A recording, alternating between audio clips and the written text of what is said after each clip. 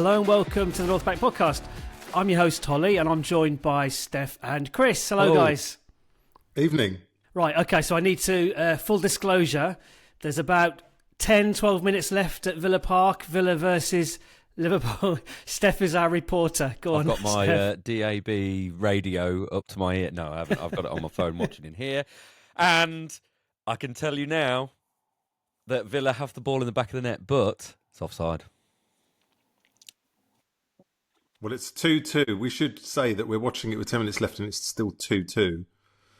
And I would take that now. All day. Yeah, it's like any dropped points at all. And I said, as we keep saying, don't we? Draws. Steph, I said, like, drop points, great, it'd be brilliant. And Steph, what was your immediate response? Was, watch us muck it up on Saturday against West Ham. And I was reminded of the clip from Fever Pitch, where, at the very end, where we go 1-0 up, and it's like, typical, we win the game 1-0. But we've got to score the first goal before we can get the second goal. That's how it works. I was like, yeah, old Eeyore. And I thought I was the character, typical 1-0, until I met Steph. I make you Mark Strong. You do, yes, you do. Anyway, so look, we've got an eye or several on the events at Villa Park. We'll have a little look back at Leicester game. I know it was a few days ago now, and then we'll have a little look forward to West Ham. And this is funny. I mean, people will be watching this or listening to this, and they'll know exactly how the Liverpool game ended. But I'm speaking with a knot in my stomach. Like, I don't know how it's ended up. Oh God, give me strength. Right, let's try and park the Liverpool game at the moment. Look back to Leicester, and look, it was, I don't know, your archetypal hard fought, you kind of digging in, 2-0 away win at a struggling team ultimately.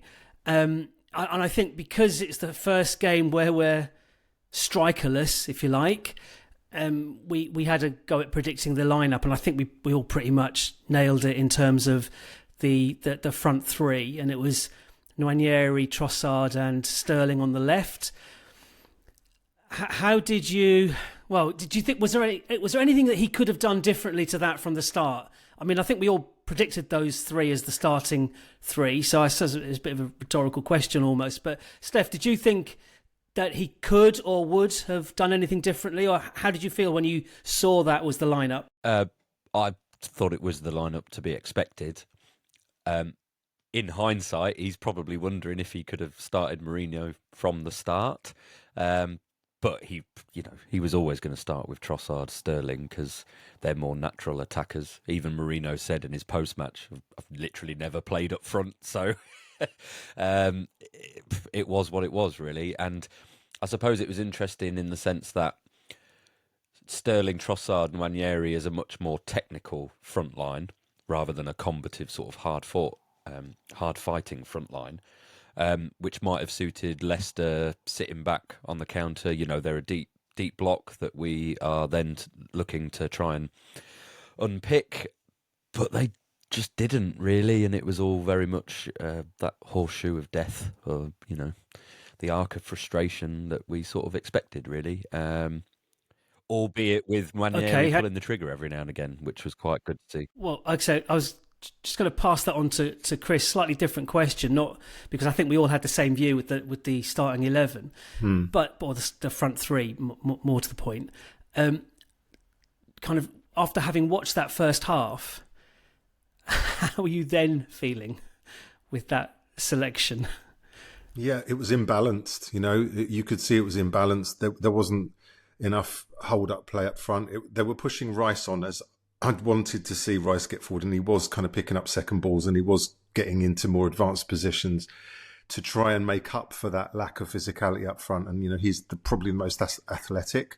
I think we mentioned in the last pod as well that we needed that contribution from midfield to start scoring goals, or at least, assisting, and being their numbers need to improve. And we didn't expect it from Mourinho, really, did we? But it's obvious that his profile is more like Havertz's than anyone else we have. So it's no sort of huge surprise.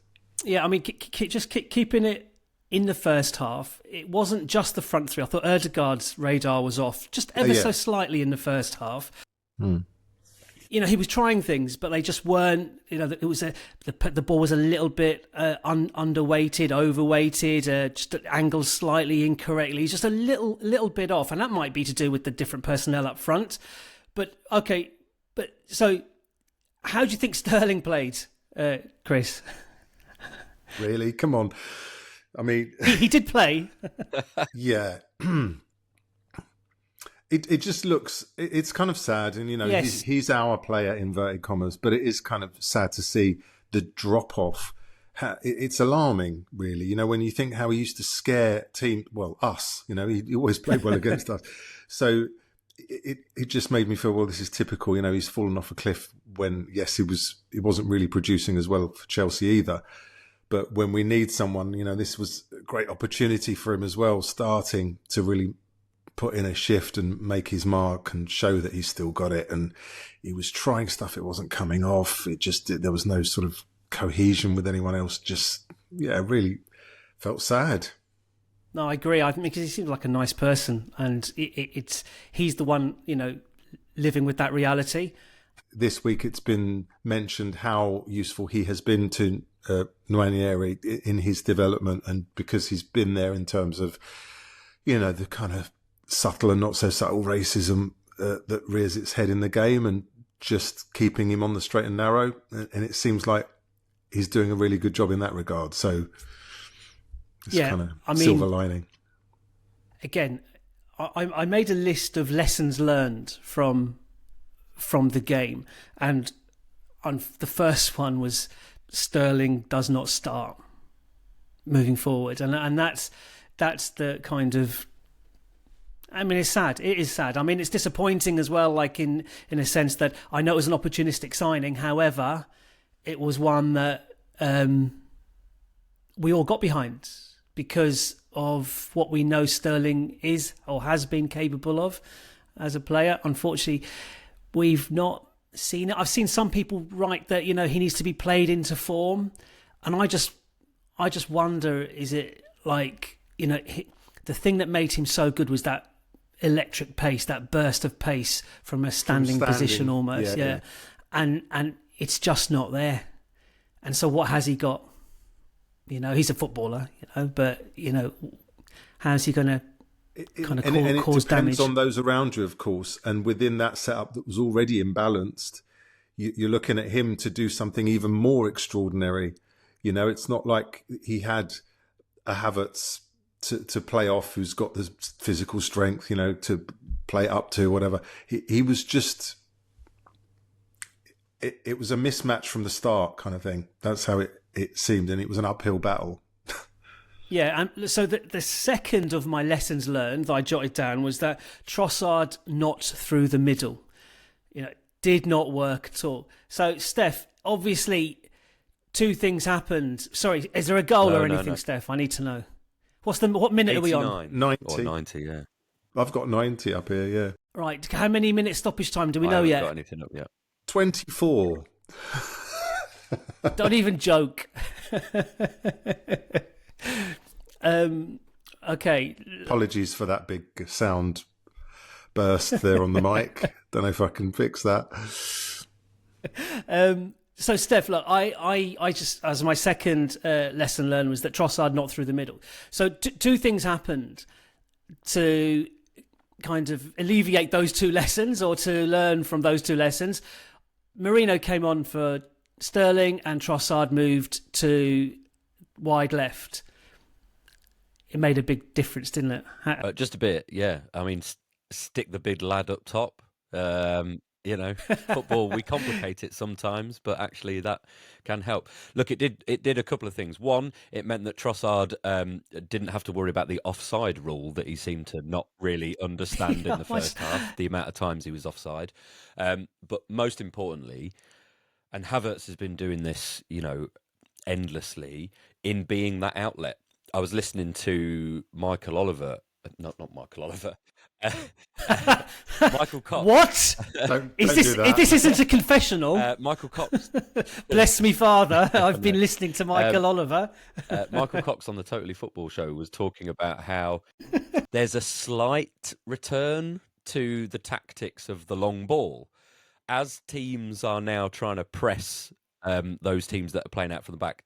Those teams playing out from the back are actually wanting to try and play a ball over the top every now and again. And of course, players like Havertz, target men, as it were, are a good outlet for that because they can win their aerial duels and they can retain possession because it was always seen as a huge risk to go long. You're basically just 50-50, you give the ball away. Well, Mourinho is a good replacement for Havertz in doing that particular skill. And then that gives us a bit of outlet. We can add a bit of variety to the game. Nwaneri can shoot one moment, he can cross the next. It's harder to defend. And he took his goals really, really, really well. The first header was, classic striker, sort of flick-on header. And I thought the take with his... I don't know, for me, I would have gone with the other foot, like in my stride, but he seemed to just catch it as it kind of as it rose off the floor and then sort of hit it down, and it was a really tidy finish. That was a fantastic finish. That second goal, that was... I mean, look, let's give full credit to Trossard. It was a fantastic ball across. And just on Trossard, glasses on again, he's actually now got 16 Premier League assists for us, more than Iwobi, Aubameyang and Wiltord. In fewer games than them also. So, fair play. And that was a fantastic cross. That second goal was brilliant, actually. Steph, I'm not happy. What are you doing? Villa just had a very good chance, but missed. How many minutes left? Minutes with 2 minutes remaining. I've got 4, yeah. Oh, I'll take it. Final whistle, ref. Blow up. It could have won it. What was I saying? More assists. No, I still can't remember. Yeah, Trossard, 16 assists. Now in less games than Iwobi, Aubameyang, and Wiltord. No, I can't remember what I was going to say. Well, it's a good return. It was a good ball for Mourinho, and I think just in terms of shape and the way the team sets up, you've kind of got to think. I remembered. Thank you. You bought me time. That second goal, trace it back to Ødegaard breaking out from the edge of our own penalty area. He did brilliantly, absolutely brilliantly. Laid the ball, really difficult ball as well. Short pass, but it released Calafiori. And Calafiori carried and outside of his left foot. You knew what he was going to do. He waited and waited. The Leicester player had to come onto him. He flicked it outside of his left foot. And Trossard. Calafiori kept the ball. And the way he kept the ball and the lateness with which he gave it to Trossard reminded me of when Mickey Thomas took that shot in the 89. Yes. Oh, yeah. It's an omen. Just release it. Yeah, to draw the players on. But I just on Mourinho as well, his general movement was exceptional, I thought, just generally as a centre forward, and he said he'd never played that position Not before. Not even trained. Yeah, but we've seen him scoring... where he scored, I think it was that header against Liverpool. He knows where the goal is and he knows how to move around the box. I might be wrong on this. Yeah, I might be wrong on this, but I think I read somewhere he scored like 37 goals in his career. Time. So he knows where the goal. He knows where the goal is, as you say. And I just have to say a little nod to his post-match interview where he admitted that he forgot to get his missus anything for Valentine's Day, so he was dedicating the 2 goals to her. I'm sure she was chuffed. Delighted. He actually came across as the first interview I've kind of really seen with him. He came across really well, like very down to earth, likeable chap. Stef, Villa what's could have happening? had another one. Oh no! Sorry, 7 minutes. We're into the 7th minute of extra time. And how many were?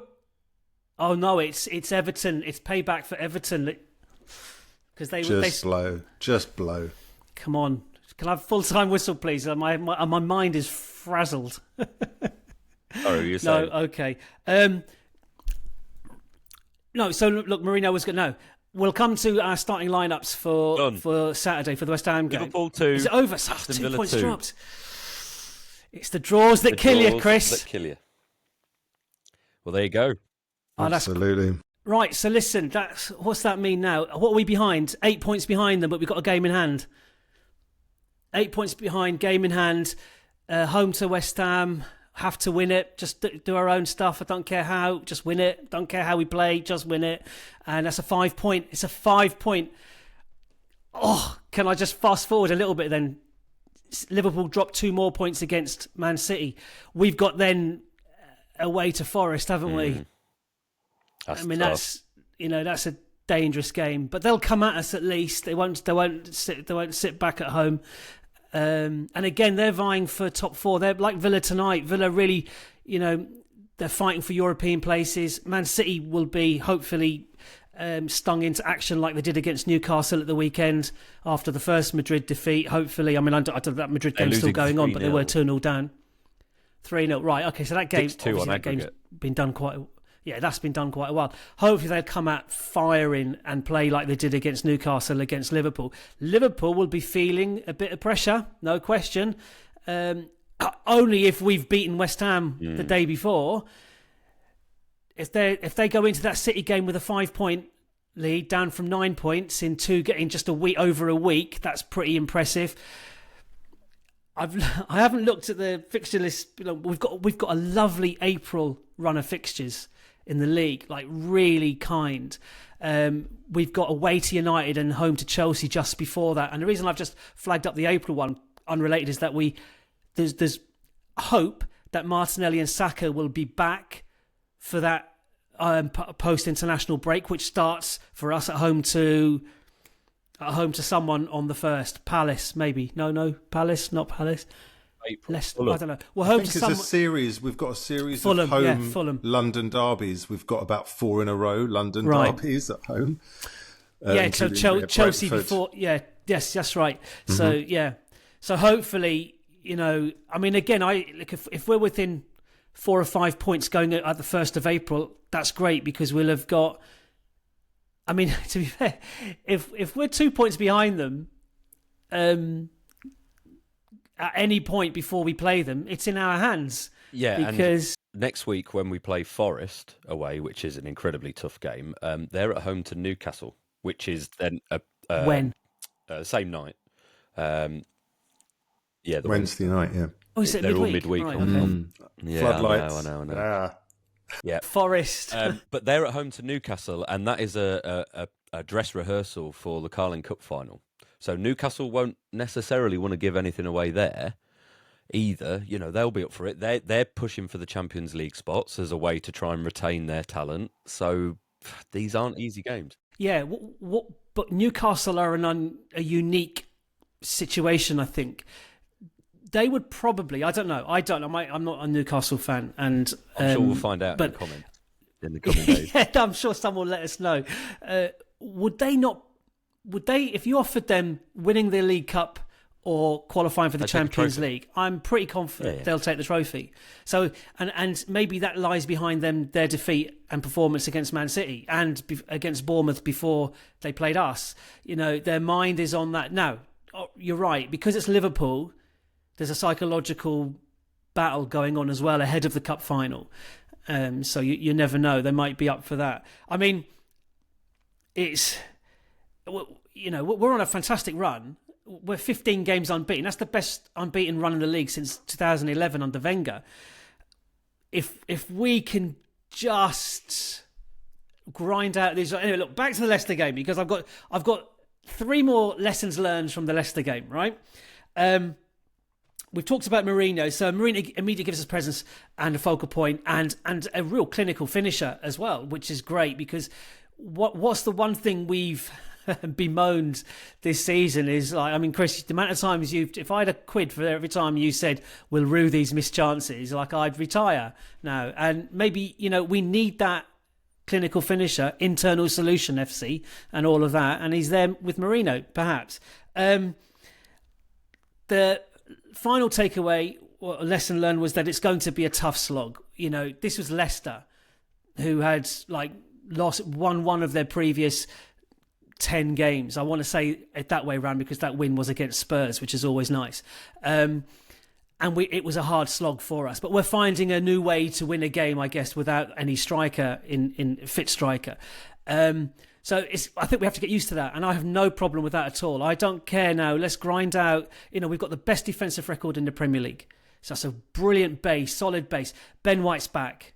Can now give a bit of a rest to Timber, and is more high quality cover at central defence if we need it. So that's quite good. So let's keep it tight. I don't mind winning every game in the second half. It doesn't matter when we win it or how we win it. Just like maybe bad for the nerves, but we've got to win it.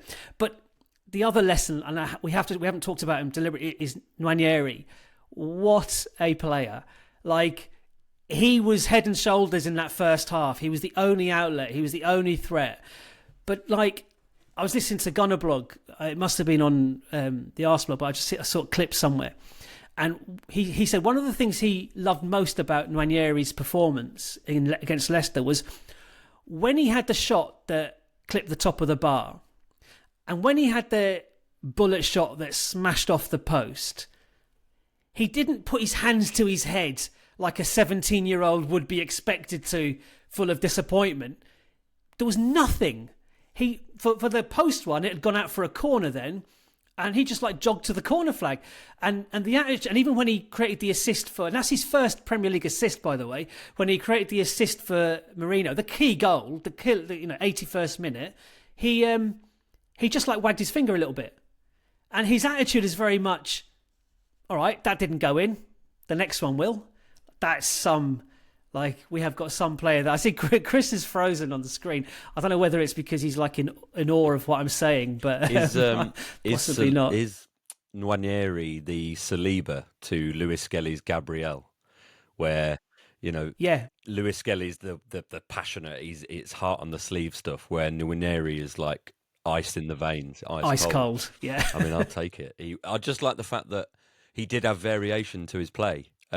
He did this thing, and I don't know if you're aware of this concept in football, but like, he would have a shot every now and again.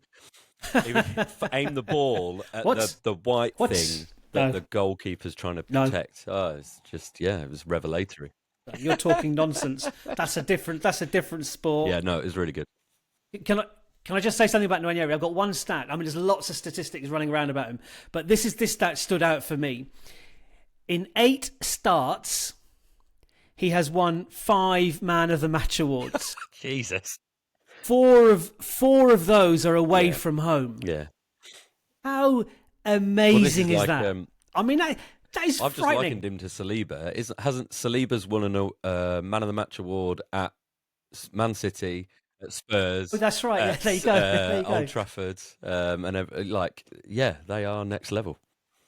There was someone on TalkSport, and again, I do not watch or listen to TalkSport, but you can't avoid it on TikTok. They get clipped, and it just comes up, and it's like, oh, what's Jason Cundy saying now, or something like that. I don't know who it was, to be fair, but they were trying to have a pop at Arteta,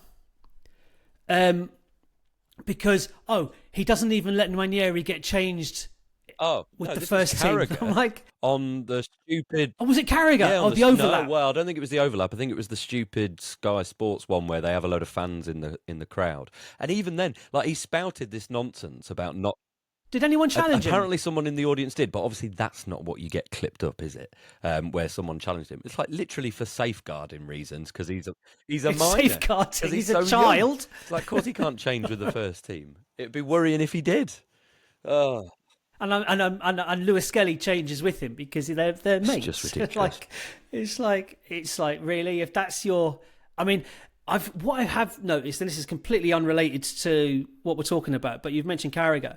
I've heard Carragher and Neville have come in for a lot of stick in the last 2 or 3 weeks from a wide range of football fans, like different clubs, not club, and is in relation to that kind of rage baiting, how they were saying things that were just like ridiculous. And what kind of prompted that was where Carragher, I'd forgotten it was Carragher. Carragher was trying to blame Arteta for making it all about him by having forcing Nwaneri not to train with change with the first team. It's like, well, no, he's a child. He's not allowed to. It's safeguarding. And so it's just like, well, how, and then, that's it. I was going on to Rio Ferdinand. I'm not a big fan of Rio Ferdinand. But he was telling Carragher and Neville, the two of them, he name-checked them both to, like, just pipe down. Like, what's this thing with Lewis Skelly? First of all, when Haaland threw the ball into the back of Gabriel's head, they were laughing, thinking it was a bit of a joke. Then when Haaland tells Arteta to stay humble, it's a bit of banter, funny. And then when he turned around to Lewis Skelly, says, "Who the F are you?"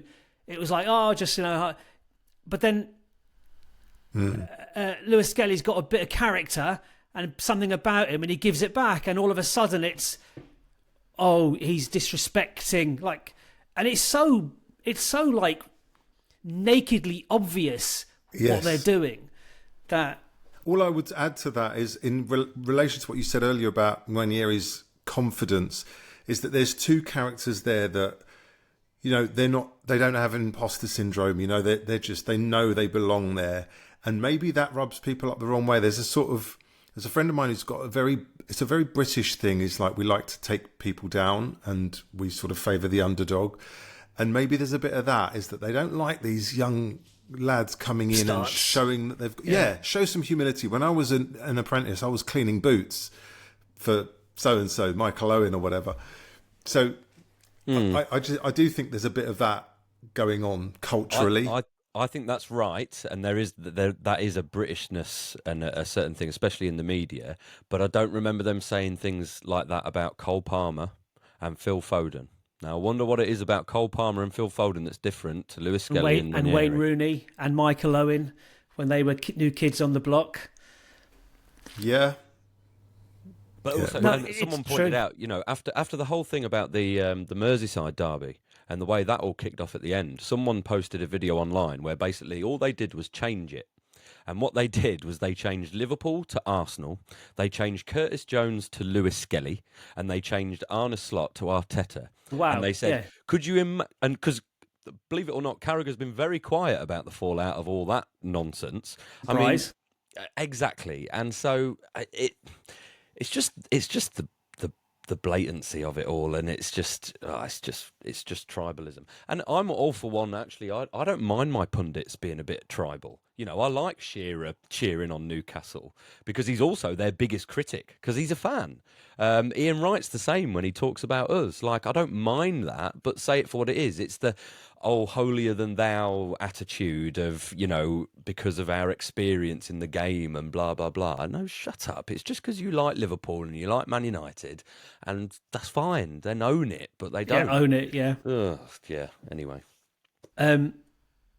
Anything else to say, excuse me, about the Leicester game? I don't know, the other thing I said, Chris, maybe in your absence, I don't know, that with Liverpool dropping points, our kind of predictions for the remainder of the season, I had us winning the league by 1 point, and that was incumbent upon Liverpool dropping 2 points tonight. So I'm still on. Watch my soul be destroyed when we draw against West Ham. Anything else, guys, to say about... I just wanted to finish the Leicester thing by eulogising about Nwaneri and what a player we have got on our hands. He is 17 and he's got a younger brother who's been called up for the England under-15 developmental squad as well. So there's two of them. I guess we probably need to say at some point what happens when Saka comes back. Well, okay. Okay. Let's have a little kind of look in our crystal ball now then. I mean, he's 17. He can't play every game. He can't play every minute of every game, certainly. And I was disappointed that he wasn't substituted as soon as we scored the second goal at the weekend. I can't remember if we had any subs available by that point. I don't know. Is he... He's not a right winger? Could he not play on the left? We've seen his right foot. How damaging and dangerous would he be going down the left, crossing with his left foot? He's better than Martinelli as a left winger. He's better than Trossard. He's better than Sterling. He's our best. Do you take it a little bit further and say, well, actually, do we need to drop 50, 60 million pounds on Nico Williams as a left winger and move some of that budget into the centre forward, Isak, cough, cough, and focus there, who also can drift to the left, and keep Martinelli still in the team, still in the squads. It's I don't think it's a case of either or. But Chris, you brought it up. What do you think? I do think there's obviously a very good case for Saka getting more rest, so that he comes in and plays more simply in that position. And yeah, I think, and ditto Ødegaard. He can give Ødegaard a breather and come in the right 8. So And a number 9. it's a really lovely. Yeah, possibly. I mean, look, that's what Arteta says. Arteta said he sees him as a number 9. Centre forward. Yeah. I mean, he's got the finishing. He's certainly got the finishing. I wouldn't see him as he's not a back to goal. You know, he's kind of more. Yeah, I'd prefer to see him just as a sort of general attacking. Or Michael Owen. It's a lovely problem to have. Well, our good friend Tabs at the Grove podcast messaged us on Blue Sky and said, how much do you sell Saka for now that Nwaneri has taken his spot? How does Saka get back in the team? Yeah, exactly. A bit tongue-in-cheek, but in further discussion with him, it's a nice problem to have. And actually, I think it's getting used to that squad-building idea that we have, that him, Ødegaard, Saka could all play those 3 positions, absolutely no problem. However, another question he asks is, who do you keep or sell if contracts that end in 2027 are not renewed? So you've got Saliba, Saka, Gabriel and Martinelli. Okay, I might be wrong, but I know Saliba doesn't, but I think the other 2 big ones there have options on top of that. I'm sure they do, yeah. So there's not, but I know Saliba doesn't have an option. That was one thing that stood out. And I think, in terms of a pecking order, I think, yeah, Saka and Big Gabriel, I think we'd do whatever we can to keep them. I think there's a question about Martinelli even now. Yes, I know, I agree with that, absolutely. Because our left side has been so dysfunctional and he seems to have plateaued. Has he reached his ceiling? The only problem with that is bodies. Trossard might not hang around in the summer. So but the other thing, I can't remember that. Can you guys remember the centre back that City had just bought? They jumped ahead of us and picked him up. And I can't say his name. I'm pretty sure. No, not is it Kusanov? Yeah, could be. Yes. Yeah. I'm not sure it's him. They did not sign another one, a really young one. They got. I know he's quite young as well. Anyway, I thought it was a Vitor Rice or something like that, some name like that. Oh, look, I should have looked this up before we came on, but I didn't know we were going to be talking about it, to be fair. But and I think that we'd earmarked him as a future-proofing of that position. He's a left-sided. No, he's a right-footed centre back. So I don't know. Who was the Ajax defender that we were looking at as well? Gerato or he was another Jared. I mean, I'm all for, I mean, I just love Saliba. I think he's absolutely class. We keep him. Yeah, we keep him. And do you know how we keep him? Where we can.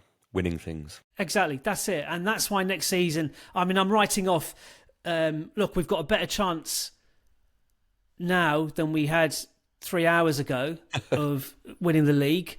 I'm watching the Real Madrid front 4 and I'm thinking, well, we're not winning the Champions League. As good as our defence is, we're like, that's ridiculous. So then it just puts all the pressure on next season because they're not going to stay.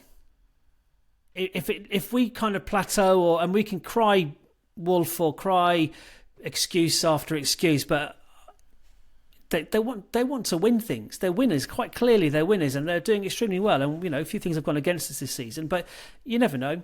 If we're winning, we had this every season under Wenger.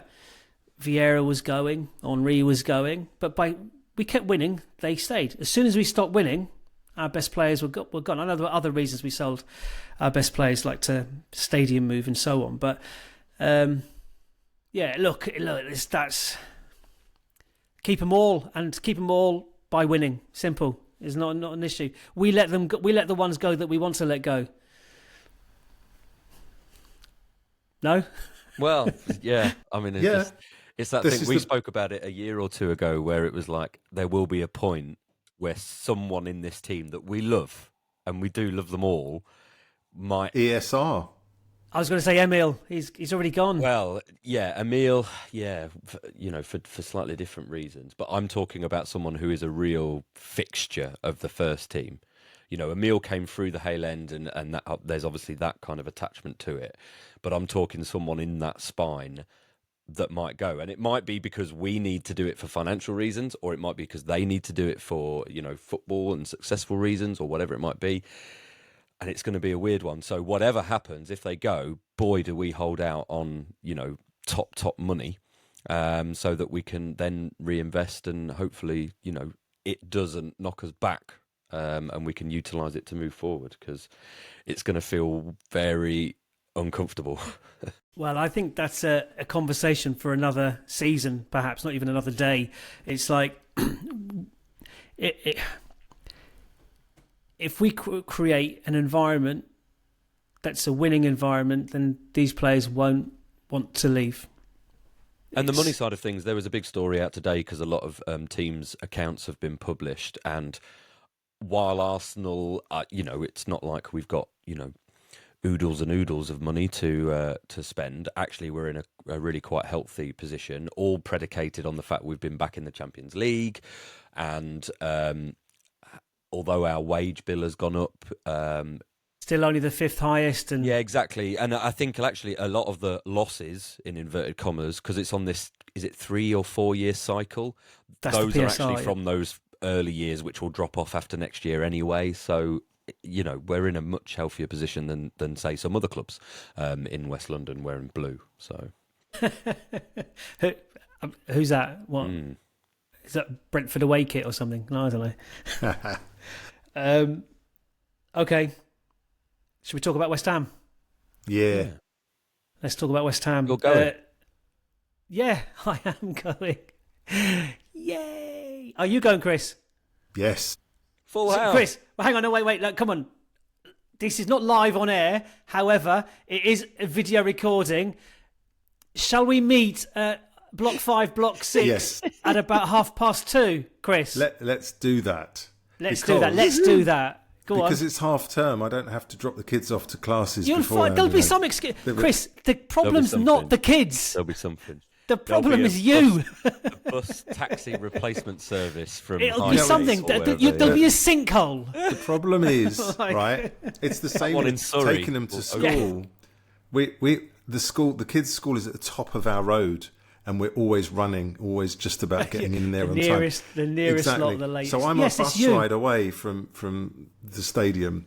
Sorry, and I'm Stef's like a very, very long bus ride away from the stadium. yes, no, I know, I'm embarrassed by that, but there you go. Anyway, watch Let's this do it. space, so to speak. Look out on our socials. I'll take a picture. Just an empty space, I'll like a Photoshop Chris in. shadow against the wall, and then like a half-drunk beer. Wish you were here type, yeah. West Ham, they're sitting in 16th. They've not had the new manager bounce with Potter that they'd hoped for, perhaps. I think I've just made a brief note. They've scored 29. They've conceded 47. They lost last time out at home to Brentford. Quite an insipid performance, apparently. They lost 2-1 at Chelsea. They drew 1-1 at Villa Park, which is a good result, or bad result if you're Liverpool. And they lost at Palace 2-0. So it should be an easy win then, shouldn't it?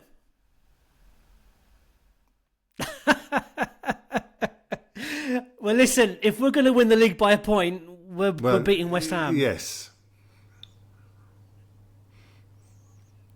We'll have had a few days to process the points, the kind of potential to close the gap a little bit. So down to 5 points. That's great. It's still not... you wouldn't call it squeaky bum time, because you often wonder, you worry a little bit. We always post, like, if we've scored a goal or something's happened or Man City have conceded a goal early in the game, it's always too early. Chris, you even posted it this evening. Too early, I think. And there's a part of me that quite would much rather be the chaser than the chasee. That's not right, is it? The one being chased. I I just go back to, I don't know what year it was. It's terrible. When we hunted down Manchester United, we had 10 straight wins, and then we went to Old Trafford and we beat them at Old Trafford to win the league at Old Trafford. Like, it's like, that's, I think, it just takes away that kind of potential for panic. So, Steph, when you messaged me saying that Villa had gone 2-1 up, what was my response? I went, oh crap, now I'm nervous. Yeah. It's like, because, oh no, I've got something to lose now. Well, that's also goes against watching the preamble for the Villa-Liverpool game. They had Robbie Fowler on, and he was asked how Liverpool might feel, being that far ahead. Would they be feeling the pressure? And he said, as it stands, the pressure should be on Arsenal to close that gap. I mean, look, it's a case of perspective. Liverpool will be telling themselves that the pressure's on others to catch, and we, from our position, will be saying the pressure's on them to to maintain that gap. And I think that there will be those ebbs and flows. I think now that they've dropped points against Villa this evening, now there'll be a little bit of pressure mounting, because that's a sequence of games. And even after the Wolves game, which they won, there was still a lot of criticism. No shots at all in the second half at Anfield at home. So everyone's just wondering if, okay, are they a bit one-dimensional? Have people worked them out? Are they looking a bit leggy? What's going on there? Because actually, you talk to most people and they are expecting Liverpool to maintain it. I'm not hearing anyone really with any kind of confidence say that it's going to be that way. So then I think the pressure might be on them. But look, it takes us to do a job. I mean, again, like you said, it's all about perspective, isn't it? If I told you that you had, let's assume we beat West Ham on Saturday. If I told you that you had a 5-point lead over the second place team, you'd be like, with 12 games to go, you'd be like, oh, fantastic. But if I told you that it was a 9-point lead 2 weeks earlier, you'd be like, oh, okay, not so good. But if I told you were level pegging 2 weeks earlier, you'd be like, oh, we're cruising, we're pulling away. So, but Liverpool have form. Remember, they capitulated at the end of last season. Same team, same players. They've added. Who have they added? Chiesa, Gravenbach, maybe. Or no, he was there. He just wasn't playing. He wasn't playing in that position. So they're an emotional side like we are. So I don't trust us as much as I don't trust them. I just want Salah. I'm sorry, Salah, and like in all that is kind of fair and decent in humanity, I really want him injured. Not seriously, but to miss 10 games. I think that's the most frustrating thing, isn't it? The most frustrating thing overall is that we haven't been able to field a full strength side, and with this run in, I would fancy us to really push them with our full strength team to really put a run together. I just wonder if we're going to run out of gas, whether we've got the legs with this thin squad that we've got. That's my main concern, and it's just a shame because it would have been a really good fight for the title. That's how Steph. I feel. All right, well, Steph. I'm kind of half insulating myself, but I do. I look at it on paper and I just think, right, when we get to the teams, we'll discuss it. But we beat West Ham. We're 5 points behind them. Yeah, and then it's one of those things, though, isn't it? That's not. It's maintaining it, Holly. It's the longer term is what I'm they've looking got at. to do that as well. Yeah, but they've got a pretty much full strength squad. We're leaning into. They've got quite a small squad as well. Jesus out for the season. Tomiyasu surgery again today was announced, so he's out for the season. Yeah, not that he would have made a huge difference to the starting lineup. They were missing two. They're missing two first. Cody Gakpo's missing. He's missed 2 games in a row now. I don't know what his injury is, and they were missing. Gomez is out for pretty long term as well.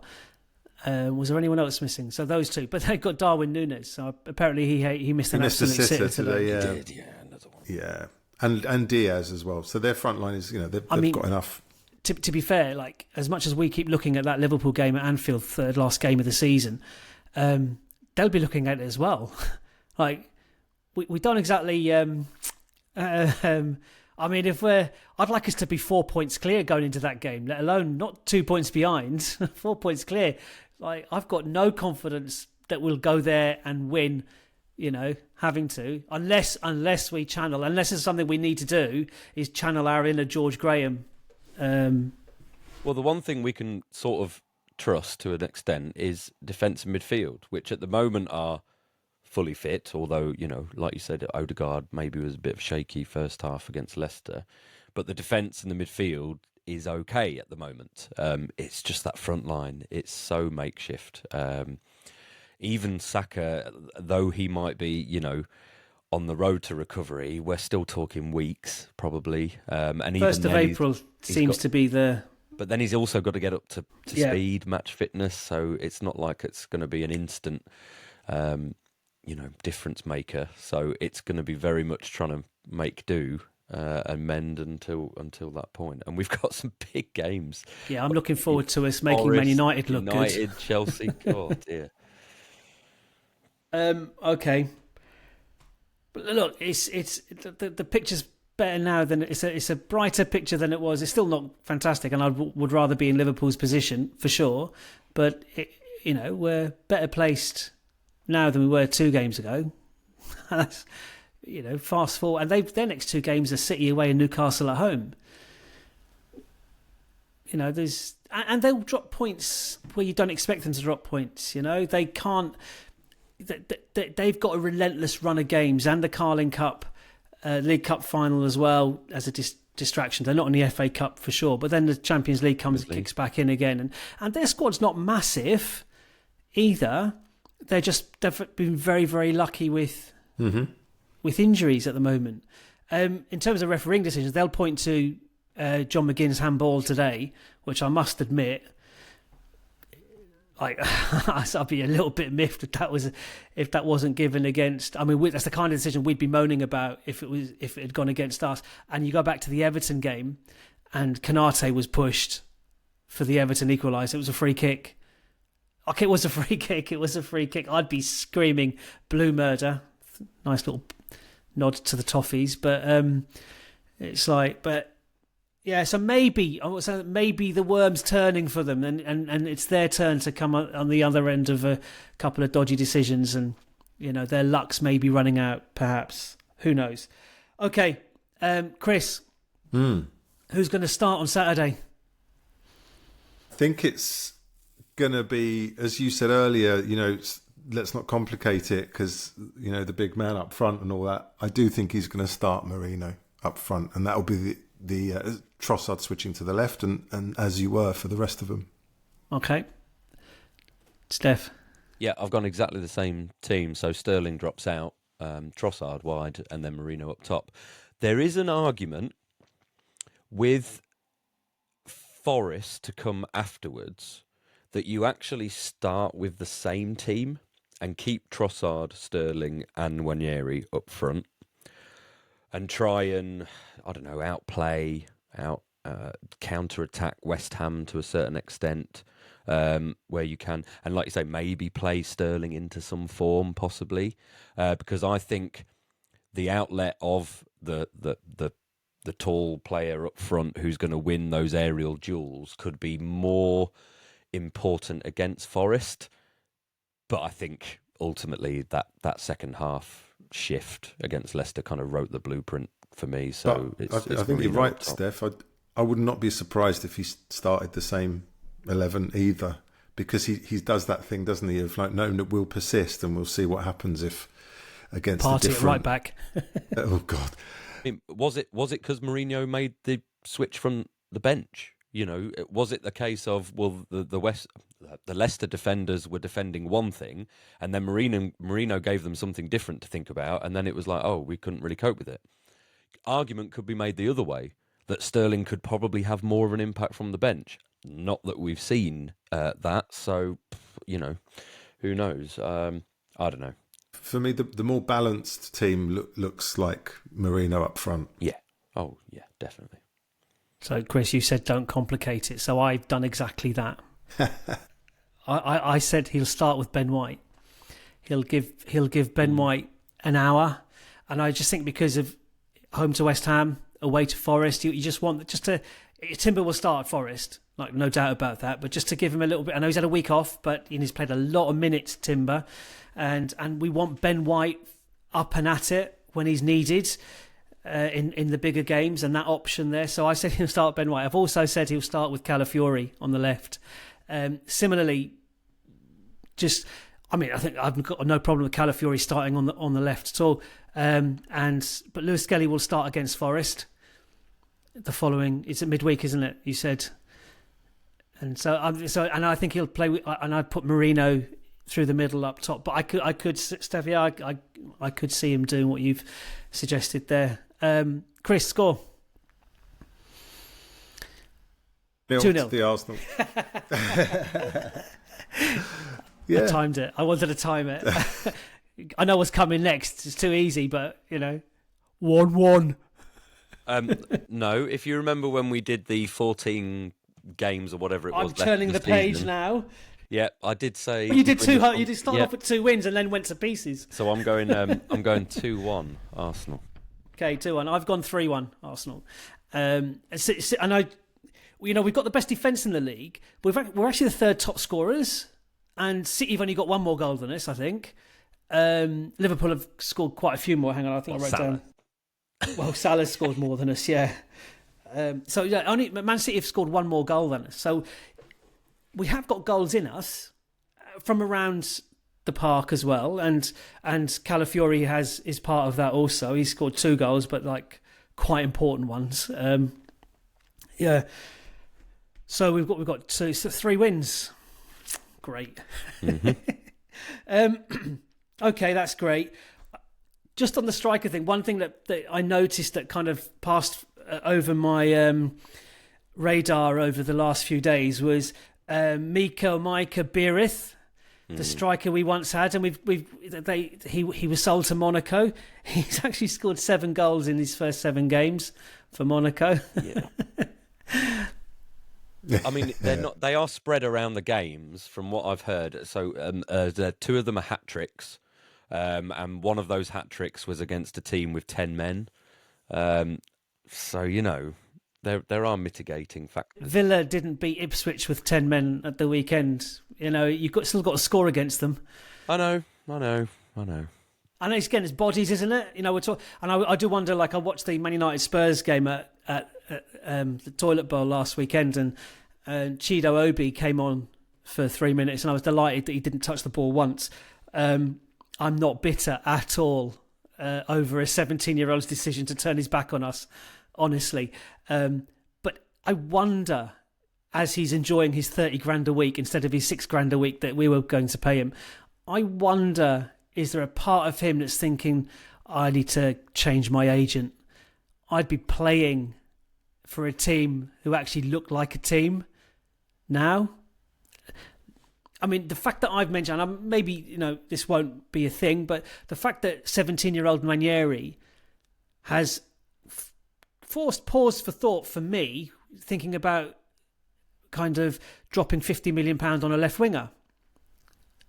It's like, why couldn't, if someone like Chido Obi had backed himself and had a little bit more patience. You look at Aidan Heaven as well, 18-year-olds. But I did hear that Arsenal were quite comfortable with their decision for him not to stay.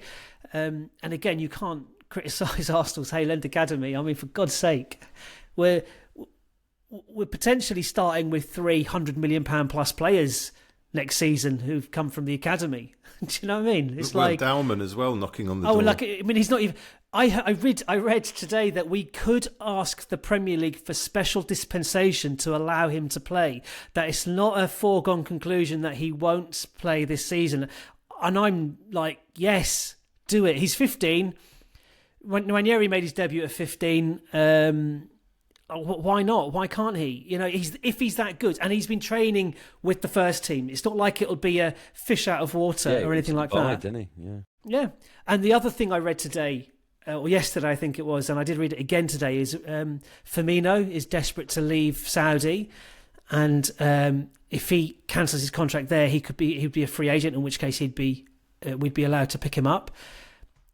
that would be an interesting one, because was never like a great goal scorer as such, but you could see him fitting into the way we play quite well, from the left as well, and a great set of teeth on him, like, you know, Turkish teeth. Yeah, him and Gabriel could do some business together. So, Steph, what did you say that I wanted to have a little shout out section, but you wanted to rename it, and I liked what you said. What was it? In other news. That's it. In other news. And finally, no, not and finally, because that and finally there'll be about 3 or 4 of them probably. So it'll just like, I just wanted. It happened like a couple of weeks ago, but we didn't have the opportunity. I didn't have the opportunity to say it, but Brentford, and this came up on Facebook somewhere, where a woman posted on Facebook saying, "Oh, Brentford Football Club phoned my husband, who's a Brentford season ticket holder, the other day," and I was like, I could hear him on the phone to them. I was like, and she was like, "Oh, I was thinking, I'm going to ask him for more money now, or whatever." But as it transpired, what they would do is just phoning their season ticket holders and checking in with them, asking how they were, like what's going on, like they have. I thought, and she was like bowled away. She said he was walking on air afterwards. She said that there was no issue in his life at all. Like, he's not struggling mentally with anything. But she said, had he been, it would have been an amazing fillip from the club to receive that phone call, or for him to receive that phone call from the club. So, like, big kudos to Brentford for doing that. I don't know if any other clubs are doing that. I've no idea. But I thought it was a lovely little thing that they did there.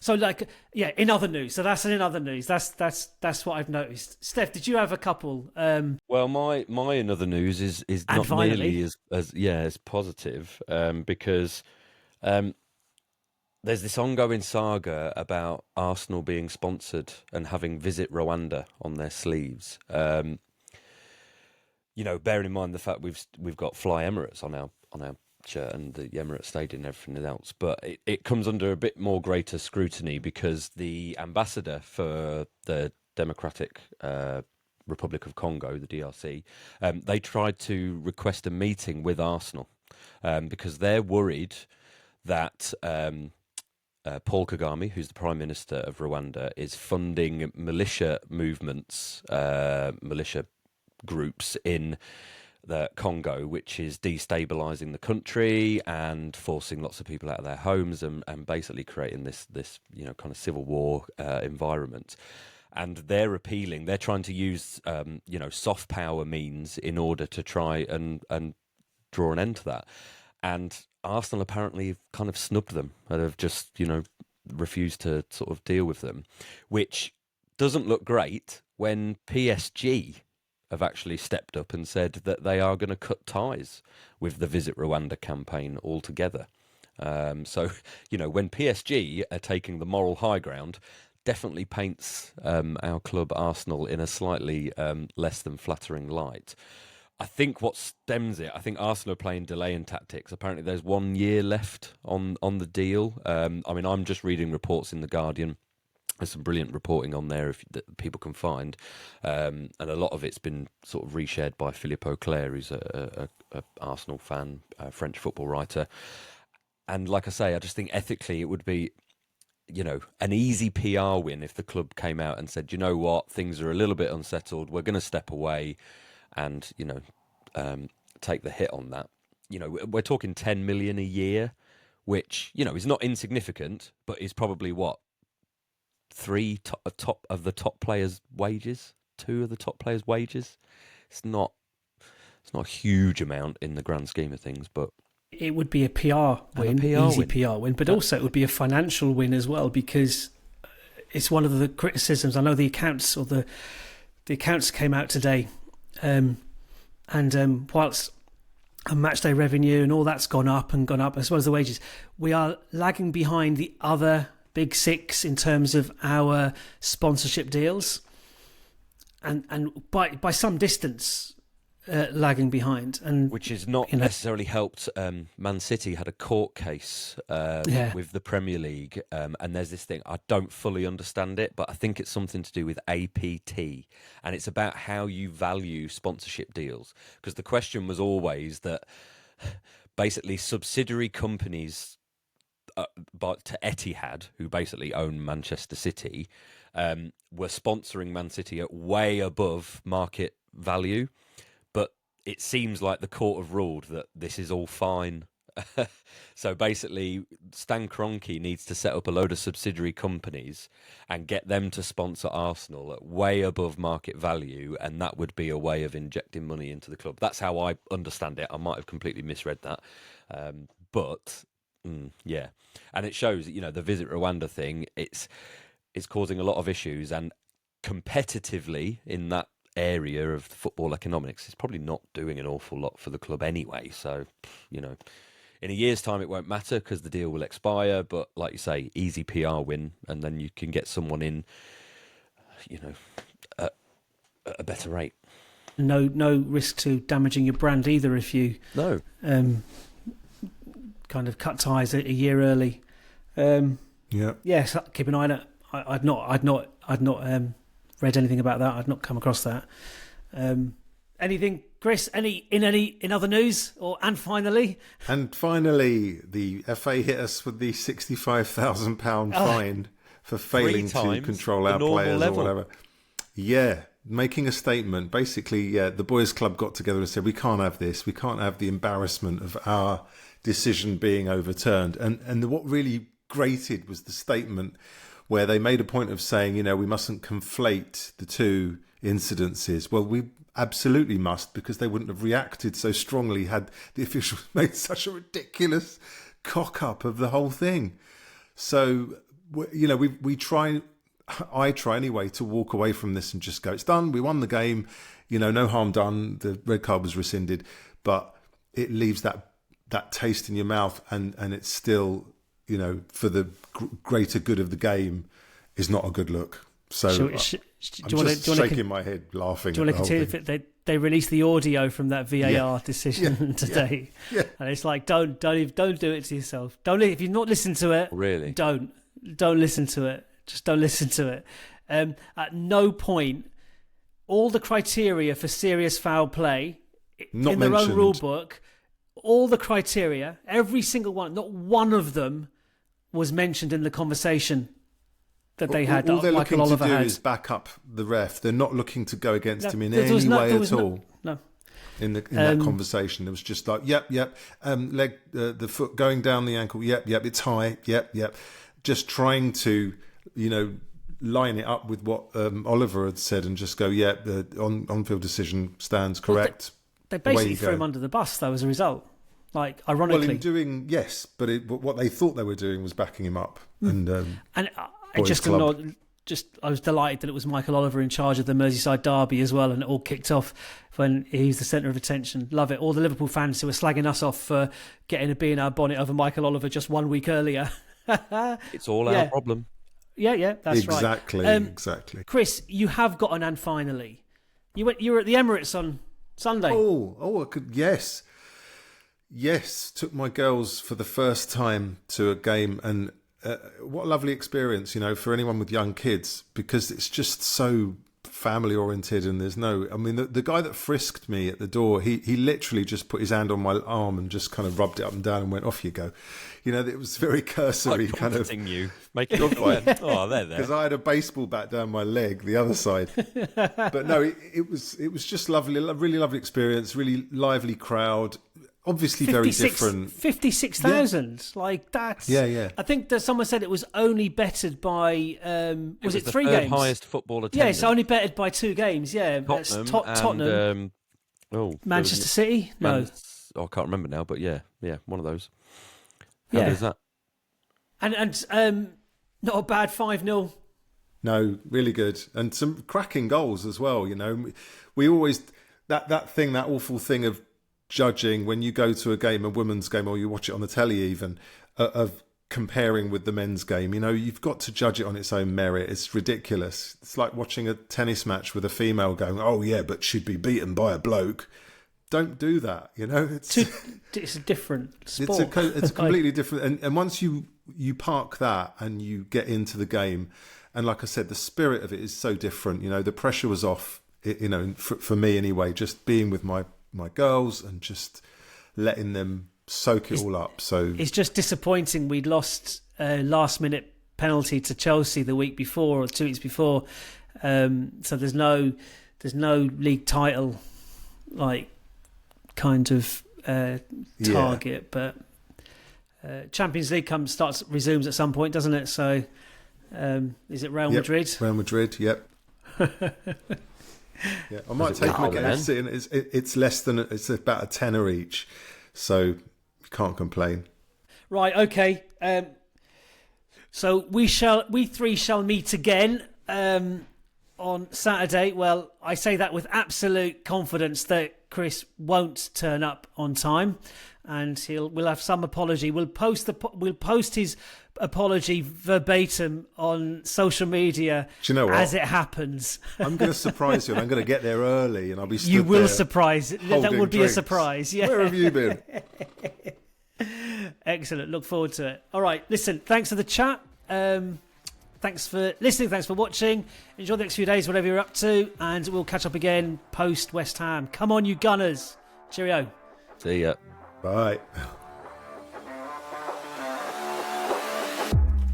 The North Bank, an Arsenal podcast. Subscribe, rate and review on your app, and find us on Twitter, Instagram and TikTok at North Bank Pod. Email hello@thenorthbankafc.com and check out our website, thenorthbankafc.com. Produced by The Podcast Company.